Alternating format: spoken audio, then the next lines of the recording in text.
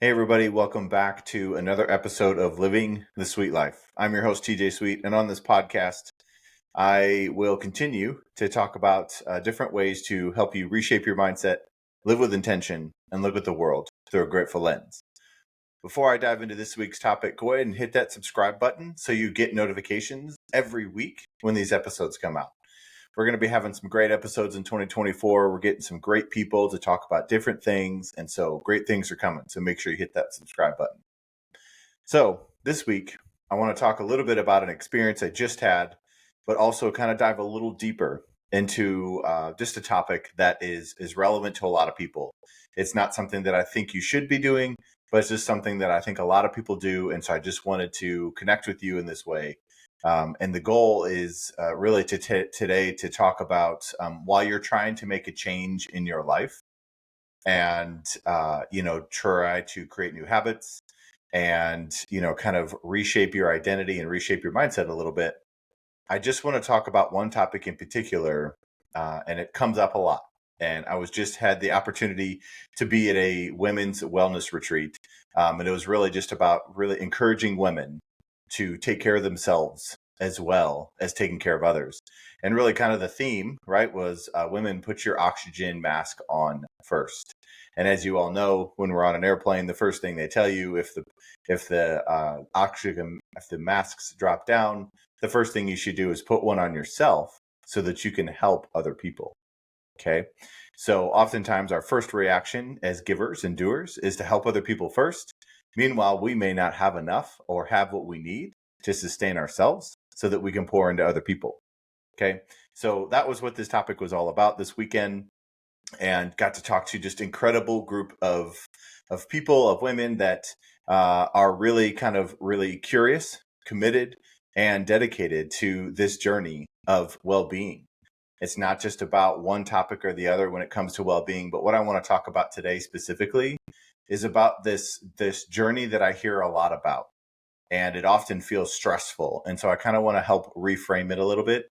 And this week's topic is about the fitness side of a transformation that you may be trying to go through right now. And there are different seasons in our life where losing weight is something that we want to do to feel better, and so I don't think it's just necessarily a matter of trying to look a certain way. I think we should kind of think about it into how do we want to feel. Sure, you can have the inspiration and motivation to potentially wear a certain outfit as well, but ultimately it's a matter of how do you sustain that?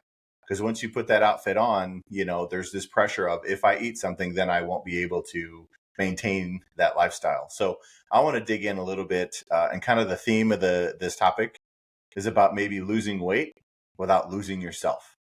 Because oftentimes this journey of losing weight or maintaining weight, whatever it may be, comes at a cost.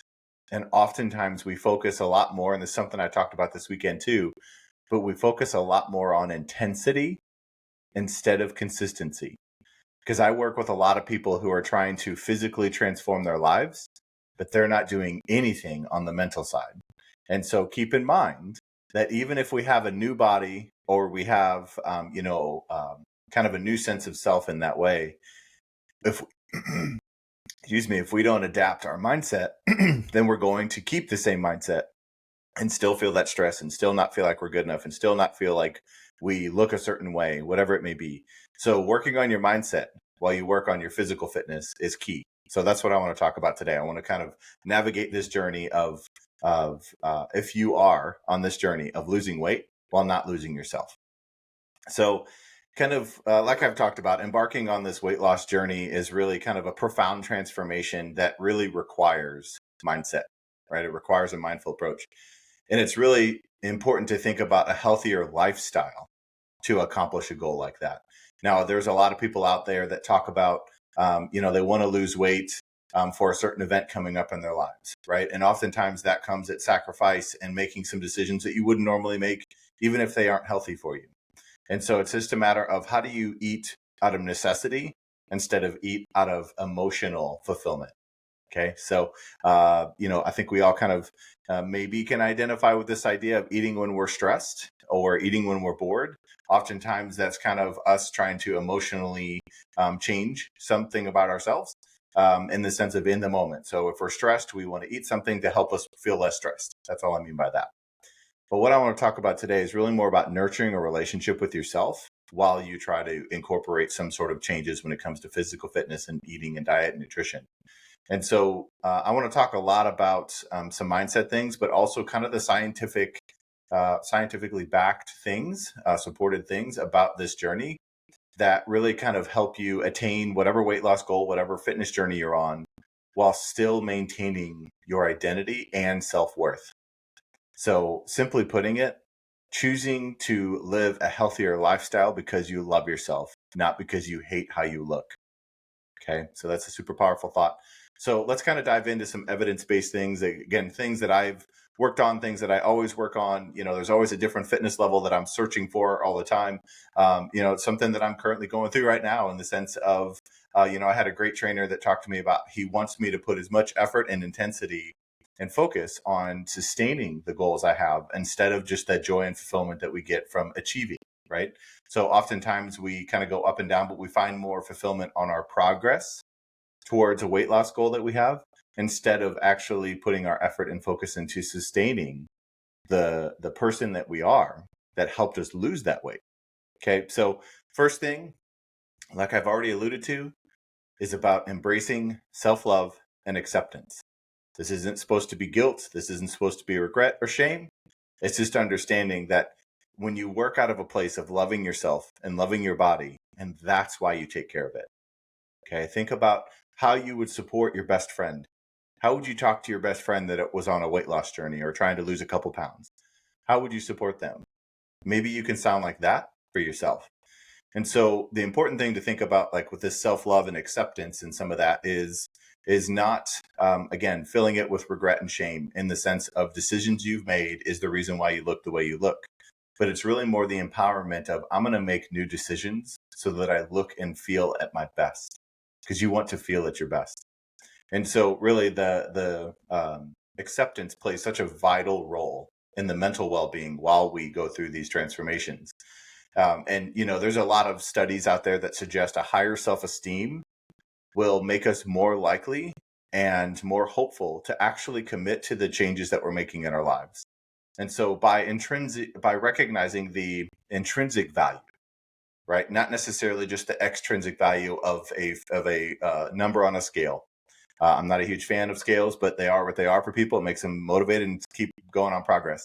But really, it's a matter of understanding your intrinsic value and your self-worth beyond just a weight that is on a scale, right? You set a stage for kind of this psychological environment of safety and of love and moving towards something that you want, instead of this idea of sacrifice and punishment for decisions you've previously made, right? So like the idea of fluctuating weight can be handled with grace instead of shame. So the second thing I want to talk about is setting realistic and sustainable goals.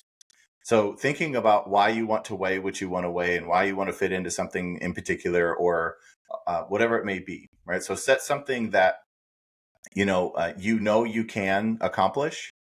And if you have really audacious goals, then I think that's fantastic. I love that. But it's a matter of understanding that if that audacious goal prevents you from taking the first step, you probably need to break that goal down. Don't change your goal, just change how you want to accomplish it.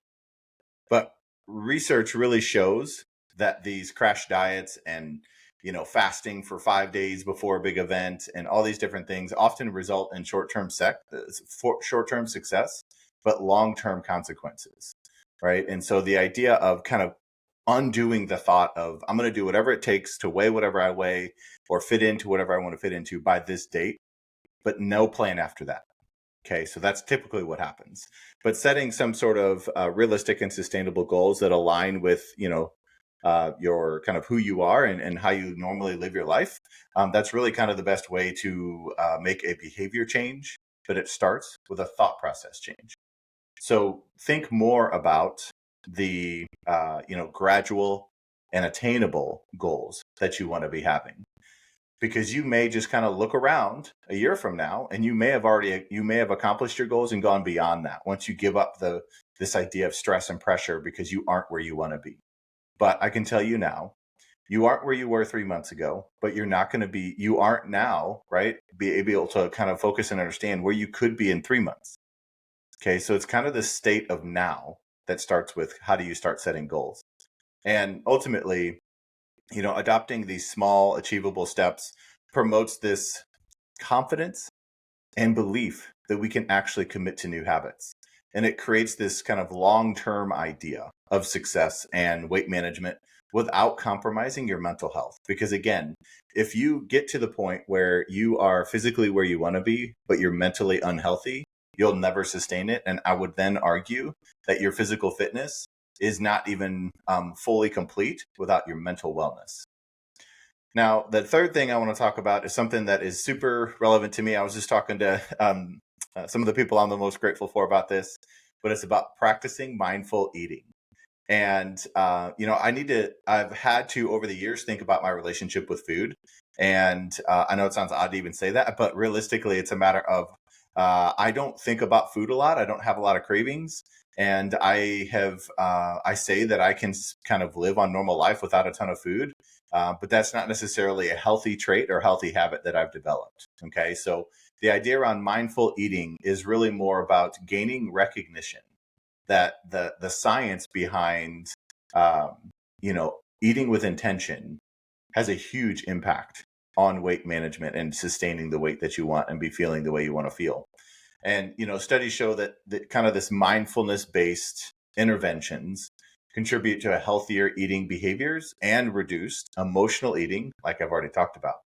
And incorporating mindfulness into your meals kind of really encourages a deeper connection with food. So, not seeing food as the enemy or something that you want to be eating, but you have to be eating something else. But it creates this idea of a balanced approach to nourishment and enjoyment of food. Food is not the reason why you aren't the weight that you want to be. It's how we're thinking about food and how we're treating food. So, I will tell you, if you're eating food that when you're stressed, ask yourself, is it actually relieving stress or is it bringing stress later in your life? And that's where I talk about this idea of a stress shifter. So a lot of people talk about relieving some stress in the moment, but it's actually creating more stress for them later. So it's really just a stress shifter, not a stress reliever. Okay, so mindful eating, eat with intention. Think about whatever you're about to eat. Slow down for a second. Take a couple breaths and think about, are you eating this out of nourishment? Are you eating this out of emotional need? Are you eating this because it's helping you get to where you want to go as far as your goals?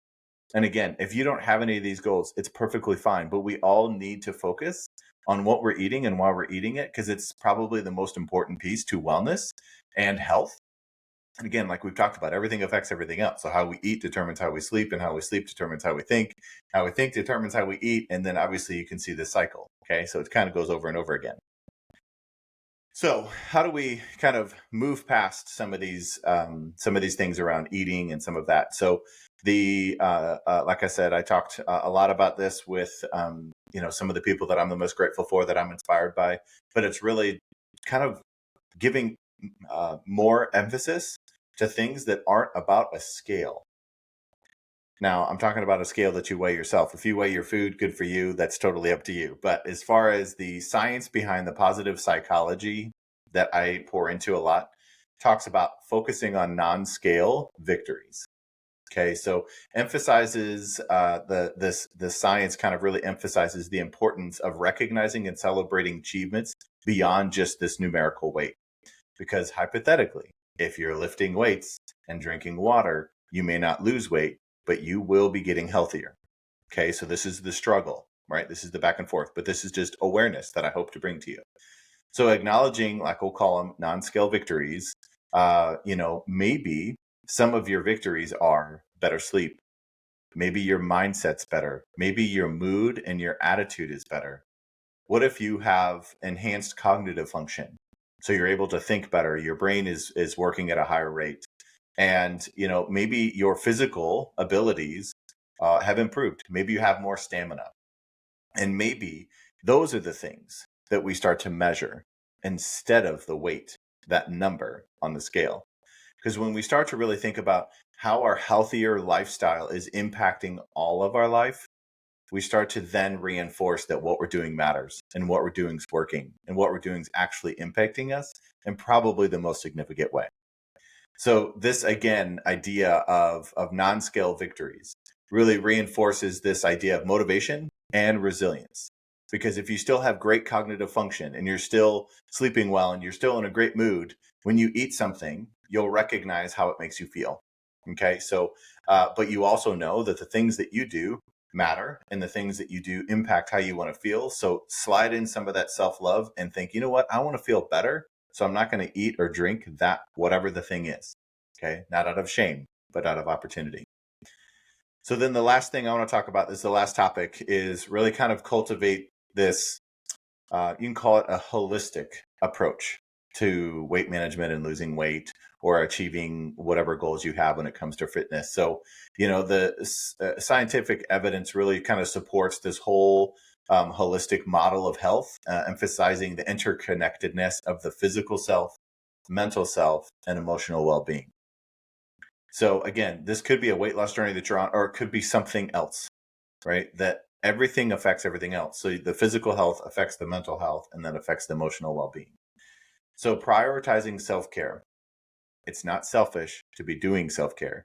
So prioritizing self-care aligns the principles of this model of physical, mental, and emotional well-being. And that also makes you kind of pay attention to and measure the multiple factors of your actual health. Sometimes people talk about a weight being how they measure their health. If they're really extremely unhappy and weighing a certain weight, it'd be hard to convince me that they're actually healthy. And I think they probably wouldn't feel healthy either. And, so kind of reshaping your perspective on what healthy means. So understanding that engaging in regular exercise, whether that's walking for 5 minutes or running 5 miles or whatever it is for you, uh, improving your quality sleep and focusing on stress management techniques, right? So hoping for no stress is not a management technique. And, the idea of, I have a whole slew of things on stress. Maybe I'll do another podcast on that because I know that's a popular topic.